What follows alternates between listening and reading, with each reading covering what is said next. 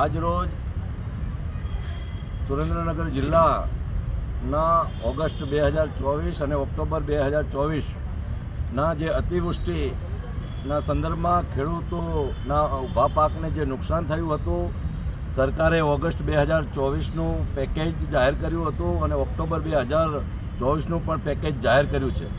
એમાં ખાસ કરી સુરેન્દ્રનગર જિલ્લાની 1,68,000 જેટલી અરજીઓ થઈ હતી. એમાં 93,000 જેટલી અરજીઓને અગાઉ વળતર ચૂકવવામાં આવ્યું હતું.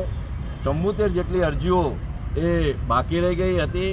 માનનીય મુખ્યમંત્રી શ્રી ભૂપેન્દ્રભાઈ પટેલ સાહેબ અને માનનીય મંત્રી શ્રી કૃષિ રાઘવજીભાઈ પટેલ સાહેબને આજરોજ અમારા સુરેન્દ્રનગર જિલ્લાના ખેડૂત આગેવાનો સાથે રૂબરૂ મળ્યા અને આ જે પેકેજ જાહેર થયું છે અને એના કારણે નવેસરથી અરજી લેવાનો જે વિષય છે તેમજ અમુક પાકને વળતર મળે એ પ્રકારનો જે વિષય છે એની નારાજગી એ સુરેન્દ્રનગર જિલ્લામાં હતી.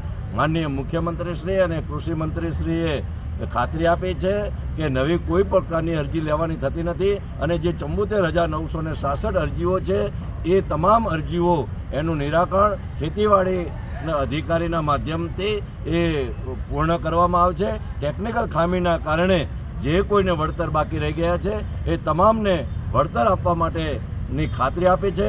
ત્યારે ખાસ કરી અમારા સુરેન્દ્રનગર જિલ્લાના અંદર ખેડૂતોની અંદર ઉત્સાહનો માહોલ છે. આજે લગભગ 100 જેટલા ખેડૂતો એ માનનીય મુખ્યમંત્રીશ્રી અને રાઘવજીભાઈ પટેલ કૃષિમંત્રીશ્રીને મળ્યા છે અને એમનો આભાર વ્યક્ત કર્યો છે. અને ત્યારે ખાસ કરી માનનીય મુખ્યમંત્રી શ્રી ભૂપેન્દ્રભાઈ પટેલ, નાણામંત્રી કનુભાઈ દેસાઈ અને કૃષિમંત્રી રાઘવજીભાઈ પટેલ સાહેબનો હું ખૂબ ખૂબ આભાર માનું છું. સંવેદનશીલ સરકારે જે નિર્ણય લીધો છે અને અમારા વંચિત ખેડૂતોને તમામને વળતર મળવાનું છે ત્યારે એમનો ખૂબ ખૂબ આભાર.